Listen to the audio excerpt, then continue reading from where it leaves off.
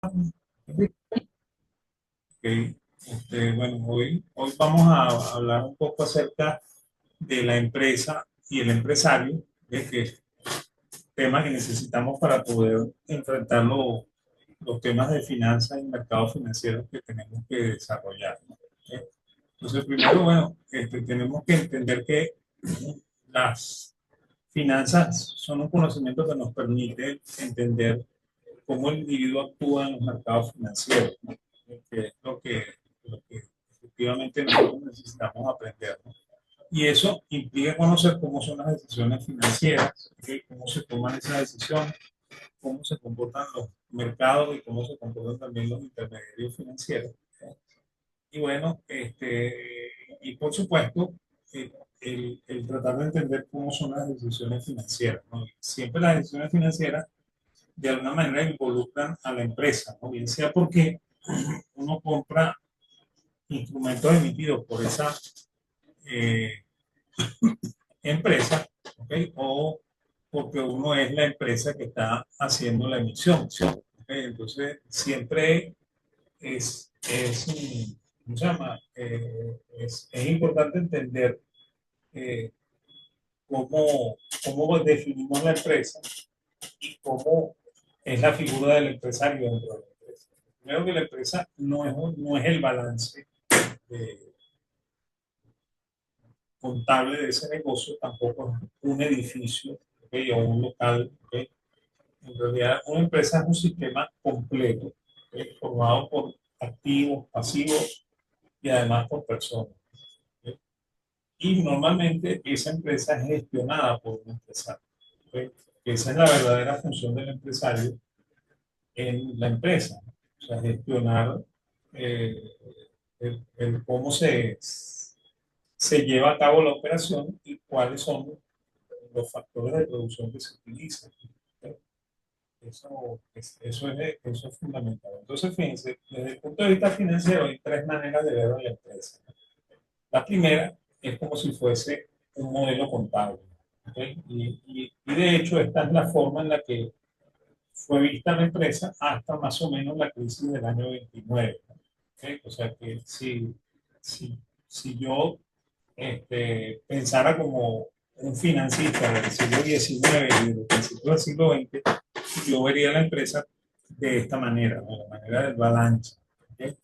Y bueno, en ese caso la empresa se representa por el balance general. ¿Okay?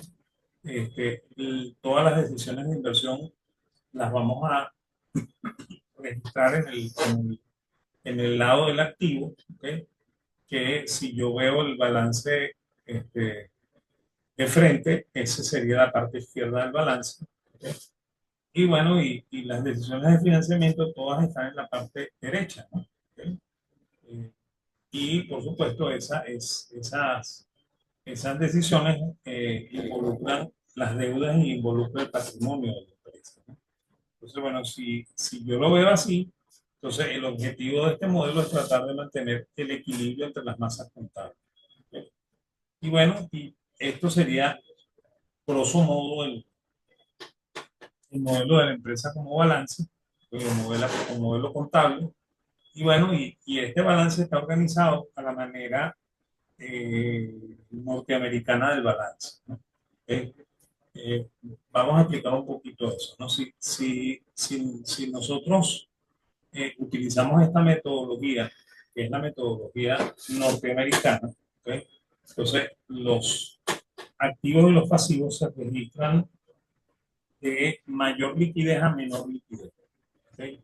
Entonces, arriba vamos a poner lo más líquido, que es el efectivo, y así vamos a ir progresando en iliquidez, ¿no? ¿Okay? De hecho, lo menos ilíquido entre los activos son los activos fijos, y dentro de los activos fijos, el más ilíquido son los activos fijos intangibles. ¿Okay? Y de la misma manera pasa en el lado del ¿Aló? financiamiento, ¿no? ¿Okay? En el, en Sí, el, lo en escucho. el, en el lado del financiamiento, ¿okay? este, vamos a encontrar desde, desde la parte más líquida, ¿okay? Que serían las cuentas por pagar, ¿okay? Hasta lo menos líquido, que sería el crédito de largo plazo. ¿Ok? Y bueno, y como se supone que el capital no se liquida, entonces el capital está todavía más abajo del crédito de largo plazo, ¿no? ¿Ok? Entonces, esa sería la manera norteamericana de organizarlo, ¿no? Si nosotros lo organizamos al revés, lo organizamos de menos líquido a más líquido, ¿ok? Que es como hoy en día se está tratando de hacer casi todos los balances en Venezuela, ¿ok? Esa metodología se conoce con el nombre de metodología alemana, ¿ok? Y antes se utilizaba única y exclusivamente para empresas eléctricas, ¿no? Se le llamaba metodología alemana o metodología Siemens, ¿ok? Y bueno, estaba relacionado a las empresas eléctricas, ¿no? Fundamentalmente era para hacer la contabilidad de las empresas eléctricas, ¿no? Y la tercera forma es la que se llama británica, ¿ok? Y la británica es como, así como los vehículos británicos que tienen el volante del lado derecho. eh, la metodología británica tiene el pasivo donde va el activo y el activo donde va el pasivo. ¿Ok? Esa es la, la diferencia con respecto a esas tres metodologías, ¿no? Pero al final es organizar las cuentas, ¿ok? De acuerdo a algún tipo de orden, ¿no?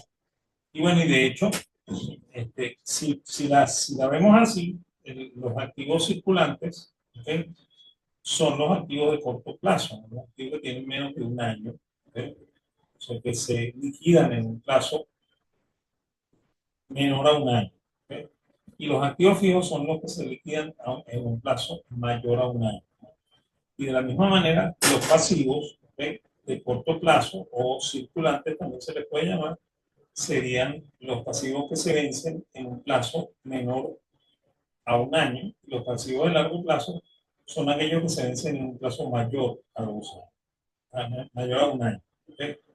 Y bueno, y por supuesto, como dije antes, los fondos, o sea, el patrimonio es el que no se liquida. ¿Ok? Y bueno, por supuesto, si yo hago una diferencia entre el activo circulante y el pasivo circulante, me consigo con un, un elemento que a veces vamos a usar en finanzas, que se llama el fondo de maniobra. ¿Ok? Esto tuvo varios nombres en la historia, ¿no? De hecho, cuando yo estudiaba, lo llamaban capital neto de trabajo. Luego empezaron a llamarlo capital de trabajo. ¿Ok? Y hoy en día lo llaman así, fondo de maniobra, fondo de manejo. De todas formas, se puede llamar de las tres maneras. Entonces, bueno, y lo que representa es como el capital de corto plazo, el dinero del cual, del cual puede disponer la empresa inmediatamente, ¿ok? Porque no es un dinero que yo necesito para cancelar los pasivos de corto plazo. ¿Ok? Eso es lo que sería, ¿no? Eh, eh, Eso que acabo de decir es bien relativo, ¿no? Porque si ese fondo de maniobra está representado en inventario, yo no puedo disponer de eso así tan fácil, ¿no? ¿Ok? Porque la segunda forma de ver la empresa surge a partir de la crisis del 29 y se conoce con el nombre de modelo de la empresa como inversión. ¿Ok? Ojo que tampoco es que esto es muy estricto, o sea, no es que en el 29 se dejó de usar esto, se usan indistintamente los tres modelos, ¿no? Lo que pasa es que este modelo surge a partir de la crisis del 29 porque eh, eh, cuando ocurre la crisis, algunas empresas quiebran, ¿ok? Otras empresas están en pésima situación financiera y bueno, y eso obliga a una redefinición financiera, ¿ok? Y de ahí surge el modelo de empresa como inversión. ¿Ok? Entonces, bueno, en este caso, los inversionistas son los que proporcionan el dinero para que la empresa funcione, ¿ok? Y a cambio de eso reciben instrumentos financieros, ¿no? Reciben acciones, reciben bonos, reciben papel comercial. ¿Ok? El empresario es el encargado de invertir esos fondos en activos productivos, ¿no? O sea, comprar inventarios, comprar maquinaria, ¿ok? Y poner a producir la empresa, ¿no? La empresa va a vender y eso genera una renta y esa renta es repartida entre todos los inversionistas, ¿no? ¿Ok? Y en este caso, la empresa va a tratar de actuar en interés de los accionistas, ¿ok? Y lleva a cabo su actividad con esa intención, la de satisfacer a los inversores. ¿Ok? Y aquí vamos a decir una cosa, ¿no? El empresario va a actuar en función al consumidor con la finalidad de obtener beneficios para poder cumplir con todas las obligaciones adquiridas, ¿no? Y esa es la verdadera función del empresario, ¿no? Que después la vamos a ratificar un poquito más adelante. Los empresarios de verdad en, en economía no, no se imponen como nosotros comentamos que decía Sombart y que decía Schumpeter. ¿Okay? El empresario que de verdad es exitoso es un empresario que entiende que él está ahí para servir a los consumidores, ¿no? ¿Okay? Entonces, bueno, ¿cómo funciona esto? ¿No? Los inversionistas, a través de los mercados financieros, entregan recursos a las empresas, ¿no? Las empresas invierten esos recursos en activos productivos, los comercializan, producen rentas y al final esas rentas, ¿okay?, regresan a los inversionistas, ¿okay?, por intermedio de los mercados financieros. ¿Okay? O sea, este es el modelo. Yo sé que si el otro estaba más basado en el balance general, este está más basado en el estado de ganancias y pérdidas. ¿Okay? Y esa sería la diferencia entre el uno y el otro, ¿no? Sin embargo, con el tiempo, ¿okay?, y ya llegando un poco hacia los años 90 del siglo XX, se, se cambia el paradigma y se añade un tercer modelo para entender la empresa. Y ese es el modelo que se conoce como la empresa vista como conjunto de contratos, ¿no? Y de hecho, en este caso, la empresa se constituye, ¿sí?, eh, eh, y formaliza un contrato, formaliza contratos con una gran cantidad de participantes. ¿Okay? Participantes en inglés se dice stockholder, stakeholder. ¿Okay? Y que se parece, pero no es igual que stockholder, ¿no?, que es el accionista. Entonces, bueno, esos contratos normalmente pueden ser explícitos cuando están perfectamente redactados y con cláusulas, ¿okay?, o son contratos implícitos que surgen de los acuerdos entre las personas, ¿okay? Y bueno, y eso además, ¿okay?, con el tiempo sufren transformaciones, ¿no? Acuérdense que el proceso económico siempre es evolutivo, ¿no? No es estático, las cosas no se quedan como originalmente fueron, sino que las cosas van evolucionando, ¿okay?, en la medida en que se van aprendiendo nuevas cosas, ¿okay?, y se va descubriendo nuevas cosas, ¿no? ¿Okay? Y bueno, y los contratos normalmente se refieren a rentas actuales o a rentas futuras, ¿no? Y así es como define un contrato un financista, ¿no? Como aquel acuerdo que me permite obtener, ¿okay?, rentas, ¿okay?, tanto inmediatas como futuras, ¿no? ¿Okay? Esa es la definición que se usa para entender un contrato. ¿Okay? Y el modelo reconoce que puede existir conflictos entre los participantes y el objetivo del modelo es tratar de minimizar el costo de esos conflictos. ¿Okay? Entonces, fíjense, supongamos que nosotros constituimos una empresa, ¿no? Y aquí voy a decir una cosa que para un abogado es una atrocidad, ¿no? Si yo le digo a un abogado que el acta constitutiva de la empresa es un contrato, se va a molestar conmigo porque ellos no lo definen de la misma manera que lo definen los financieros, ¿no? Entonces, obviamente ese contrato original establece las relaciones con los accionistas, ¿okay? Y esos accionistas pueden ser ordinarios y preferentes, ¿no? Incluso autoriza a un gerente, ¿okay?, o algún miembro de la junta directiva para establecer la relación con los bancos. ¿Okay? Todo eso, ¿okay?, son contratos con financistas porque probablemente van a empezar a generar rentas futuras y rentas presentes. ¿Okay? Entonces, por eso que lo consideramos eh, un contrato, ¿no?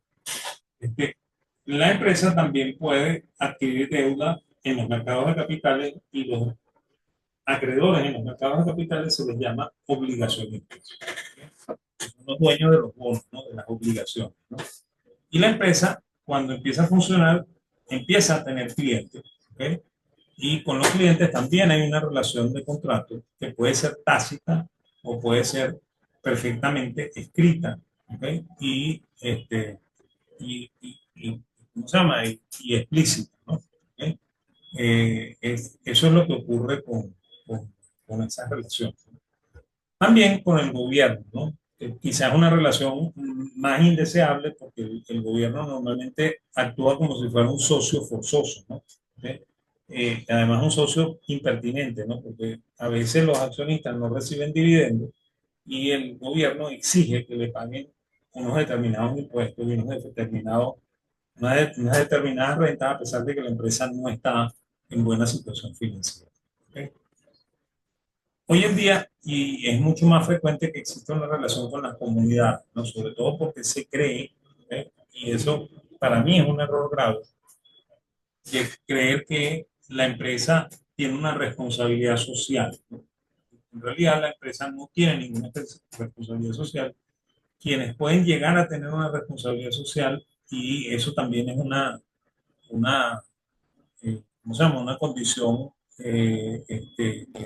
particular de cada quien, es el empresario. ¿Ok? La empresa no se crea para hacer caridad, ¿ok? Y no se crea tampoco para ayudar a nadie. ¿Ok? La empresa se crea con el único objetivo de enriquecer al propietario. ¿Ok? eh, todos ¿cómo se llama? Todas esas regulaciones que se pretenden hacer hoy en lo que se llama responsabilidad social empresarial son una cosa que originalmente la hacían algunos empresarios, ¿ok? Motu propio. ¿Ok? Y ese es el caso, por ejemplo, de Rockefeller, ese es el caso de Andrew Carnegie, ¿ok? Que una vez que ya estaban enriquecidos, ¿ok? Establecieron fundaciones, ¿ok? Con la finalidad de apoyar ciertas iniciativas. ¿Ok? Pero eso no era responsabilidad de la Standard Oil y tampoco era responsabilidad de la Carnegie Steel, que la una era propiedad de Rockefeller y la otra era propiedad de Carnegie, ¿no? Sin embargo, ambos establecieron, como les comento, unas instituciones, el Rockefeller Foundation y el Carnegie Foundation, ¿ok? Que se encargaban de esos programas que hoy en día nosotros llamamos responsabilidad social. Pero no era la empresa, eran los empresarios. ¿Ok? Y así es como debía ser concebido eso, ¿no? Y no debería ser una cosa obligatoria, sino debería ser una cosa voluntaria. O sea, cada empresario, de acuerdo a su propia conciencia, ¿ok? Establece el quererlo hacer o no quererlo hacer. ¿Ok? Nadie puede obligar a una persona a hacer caritativa. ¿Ok? Eso no tiene ningún sentido. ¿Ok? Este, con los acreedores también tenemos una relación de contrato. ¿Ok? Eh, este, Esto debería haber salido primero cuando hablamos de los accionistas, ¿no? Porque la relación con los directivos, que es la junta directiva, se establece en el acta constitutiva también. ¿Ok? Y bueno, con los proveedores, ¿ok? Que nos proveen de materia prima y de diferentes insumos para poder funcionar, tenemos una relación de contrato, ¿no?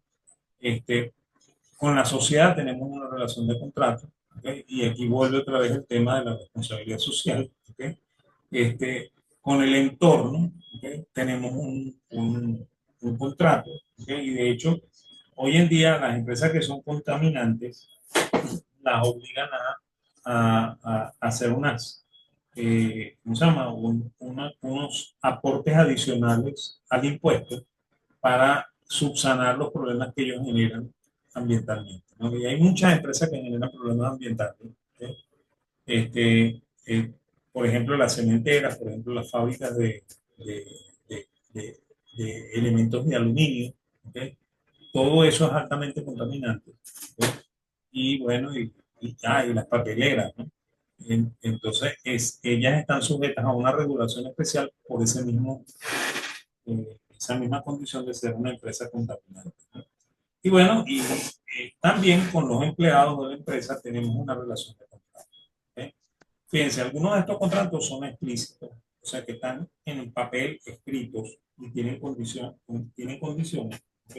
Y hay otros que son tácitos, que se generan por la misma relación entre el participante y la empresa. ¿Ok? Así es como funciona, ¿no? Y bueno, ese modelo se usa hoy, ¿ok? Eh, junto con nosotros dos, ¿ok? Para tratar de entender las relaciones de su empresa. ¿Ok? Ok, y por último, yo quería referirme al empresario en particular. ¿Ok? Normalmente el empresario, ¿ok? Nosotros hablamos algo de eso en la clase presencial del día miércoles.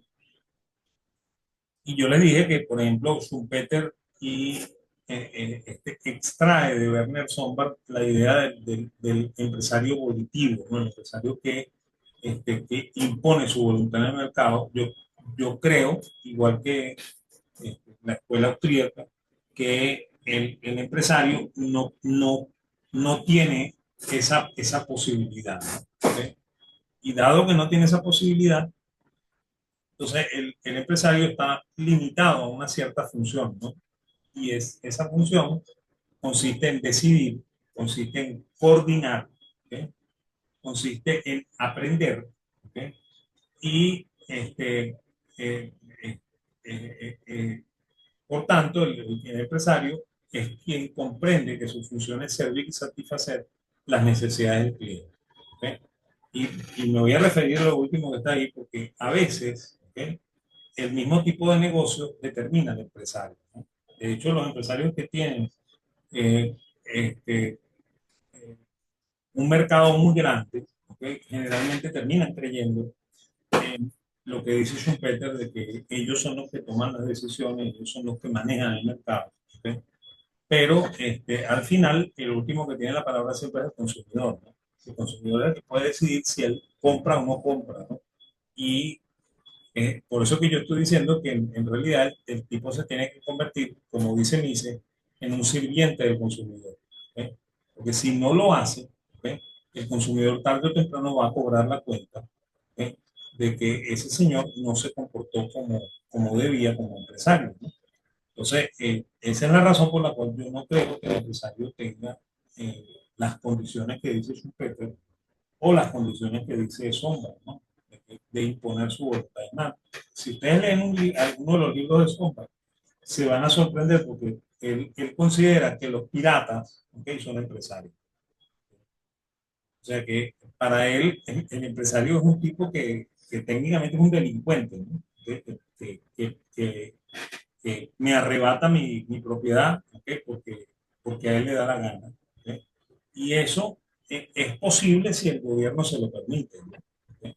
O sea, si el gobierno le da ese derecho monopólico, pero no necesariamente el empresario es eso. ¿Okay? ¿Estamos? Entonces, bueno, con eso termino lo que yo iba a hacer hoy. ¿Okay? El martes que viene comenzamos el tema de riesgo. ¿Okay? Bueno, el miércoles que viene comenzamos el tema de riesgo ahí en la universidad. ¿Okay? Y bueno, y por mi parte, buenas noches. ¿Okay? Dentro de un rato les pongo esto en el, ¿cómo se llama? En el chat y les pongo también el sitio donde está la grabación. ¿Okay? Entonces, si no hay preguntas, ¿okay? Nos vemos.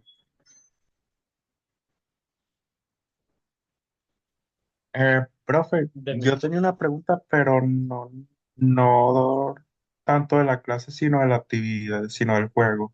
Ajá, diga pues. Oh, ajá.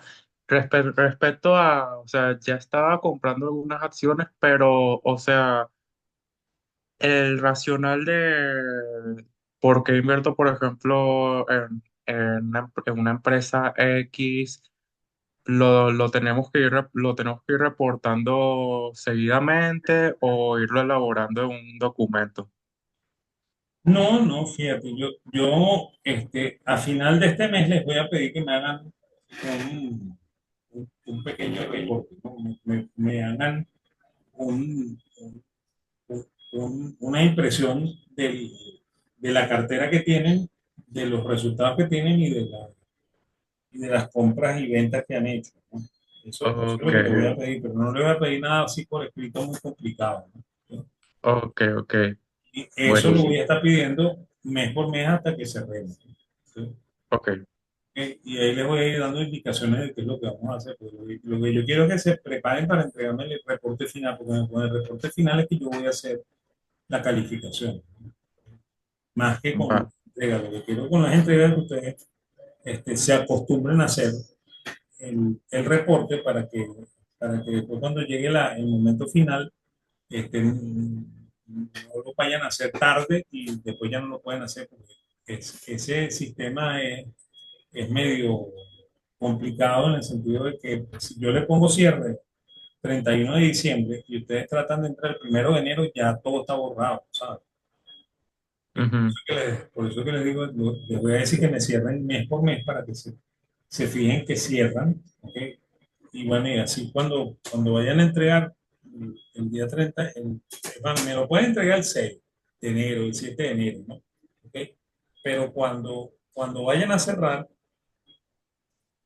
tienen que estar muy pendientes de que el cierre sea exactamente en el momento de cierre del juego, porque si no, al día siguiente eso desaparece, ¿no? ujú. Y ya no pueden hacer reporte. Pero eso lo hablamos en clase. Ok. Gracias, profe. Vale, pues,